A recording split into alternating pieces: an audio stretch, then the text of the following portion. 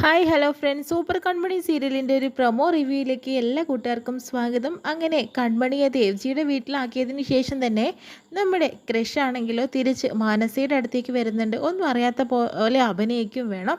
അതിനുശേഷം തന്നെ മാനസയെ വരുണ് വിളിക്കുന്നുണ്ട് കേട്ടോ. എന്തായാലും കൃഷി വീട്ടിലെത്തിയെന്ന് ചോദിക്കുന്നു. ഇത്രയും സമയമായിട്ട് കൃഷി വീട്ടിലെത്തിയിട്ടൊന്നുമില്ല എന്നും മാനസ വരുണിനോട് പറയുന്നുണ്ട്. അവനൊരു സൈക്കോ ആണെന്ന് തോന്നുന്നു. എന്നെ എപ്പോൾ കണ്ടാലും ഇടിച്ച് താഴ്ത്തിക്കിടും. അല്ലെങ്കിൽ മാഡത്തിനെ വിട്ടിട്ട് ആ കൺമണിയുടെ പുറകേക്ക് പോവുമോ?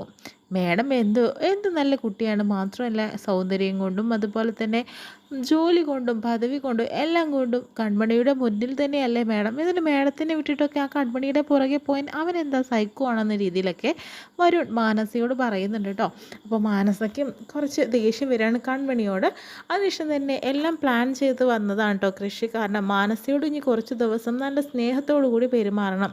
അതിനു വേണ്ടി തന്നെ അങ്ങനെ അവളെ കാണുമ്പോഴത്തേനും മനസ്സാണെങ്കിലോ രണ്ടും കൽപ്പിച്ച് ദേഷ്യത്തോടു കൂടി നിൽക്കുന്നു. അവിടെ മനസ്സ് ഇളക്കാൻ മറ്റൊരു വഴിയില്ല. ഈ വഴി മാത്രമേ ഉള്ളൂ. അത് സ്നേഹത്തിൻ്റെ വഴിയാണ്. ആ വഴി തന്നെ ക്രഷ് പ്രയോഗിക്കുകയാണ് കേട്ടോ ചെയ്യുന്നത്. അതിനുശേഷം തന്നെ സോറി മനസ്സ, ഞാൻ ഒരു തെറ്റ് പറ്റിപ്പോയി. നിന്നോട് പറയാതെ ഓരോ സ്ഥലങ്ങളിലേക്ക് ഞാൻ പോവേണ്ടി വന്നു. അതുകൊണ്ട് തന്നെ ഇനി ഒരിക്കലും അങ്ങനെ സംഭവിക്കില്ല കേട്ടോ.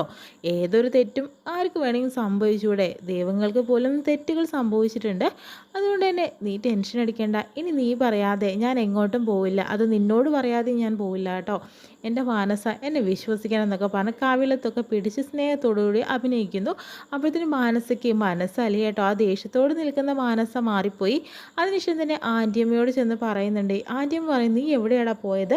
നിനക്ക് ഒരു ഉത്തരവാദിത്വം ഇല്ലാതെ നീ എങ്ങോട്ടേക്കാണ് ഓടുന്നത്? നിന്നെ കാത്തു നിൽക്കില്ലേ അവൾ എന്ന് പറയുന്നുണ്ട്. സോറി ആൻറ്റിയമ്മേ, ഞാൻ ചെയ്തത് തെറ്റായിപ്പോയി. ഇനി ഒരിക്കലും തന്നെ അങ്ങനെയൊന്നും ആവർത്തിക്കില്ല. ഞാൻ ഇനി മാനസയോട് പറയാതെ എങ്ങോട്ടും പോവില്ല. അവൾ തീരുമാനം എടുക്കുന്നു, ഞാൻ അതനുസരിക്കുകയും ചെയ്യുക. അല്ലാതെ ഇനി അതിലൊരു അഭിപ്രായ വ്യത്യാസവും ഉണ്ടാവില്ല എന്നൊക്കെ പറയുന്നു.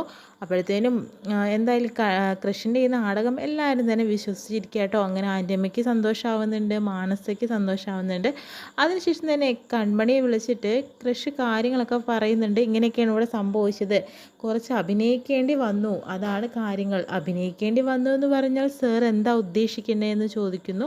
അത് പിന്നെ വേറൊന്നല്ല, നമ്മുടെ മാനസികയോട് കുറച്ച് സ്നേഹപ്രകടനം നടത്തേണ്ടി വന്നു. അവളോട് കുറച്ച് കൊഞ്ചിയും കുഴഞ്ഞൊക്കെ സംസാരിക്കേണ്ടി വന്നു. കാരണം എന്ന് വെച്ചിട്ടുണ്ടെങ്കിൽ അല്ലെങ്കിൽ അവൾ എന്നെ വിട്ടിട്ട് പോവില്ല. കാരണം ആ ഒരു കാര്യത്തിൽ പിടിച്ച് തൂങ്ങിക്കൊണ്ടേയിരിക്കും. ഇപ്പോഴാണെങ്കിൽ ഫ്രീ ആയ പോലെയായി. അതുകൊണ്ട് തന്നെ ഈ നാടകം നമുക്ക് തുടരാമെന്ന് പറയുന്നു. അതൊന്നും പറ്റില്ല, അങ്ങനെയൊന്നും ചെയ്യേണ്ട എന്നൊക്കെ കൺമണിയും തിരിച്ച് പറയുന്നുണ്ട്. കൺമണിക്ക് അതൊക്കെ കേൾക്കുമ്പോൾ ഒരു അസൂയെ പോലെ ആവുന്നുണ്ട്. പെണ്ണല്ലേ, അതുകൊണ്ട് തന്നെ സ്വന്തം കൃഷിനെ വിട്ടുകൊടുക്കാൻ തീരെ താല്പര്യമില്ല കൺമണിക്കും. എന്തായാലും കൃഷി ഈ നാടകം തുടരാതിരിക്കാൻ കൃഷിന് നിവൃത്തിയില്ല, അല്ലെങ്കിൽ ആകെ പ്രശ്നമാവുമല്ലോ. എന്തായാലും ഇങ്ങനെ തന്നെ അവർ മുന്നോട്ട് പോവാണ്. കൺമണിയും കൃഷും എന്നും ഒന്നാവും. ദേവജിയുടെ വീട്ടിലായതുകൊണ്ട് തന്നെ കൺമണി ഇപ്പോൾ സുരക്ഷിതയാണ്. അതുകൊണ്ട് തന്നെ ഇനി കാര്യങ്ങളൊക്കെ മുന്നോട്ട് പോകുന്നത് അങ്ങനെ തന്നെയായിരിക്കും. ഇത്രയും കാണിച്ചുകൊണ്ടാണ് പ്രൊമോ വിശേഷം കഴിയുന്നത്. എന്നാലും നല്ലൊരു എപ്പിസോഡായിട്ട് നമുക്ക് വീണ്ടും കാണാം.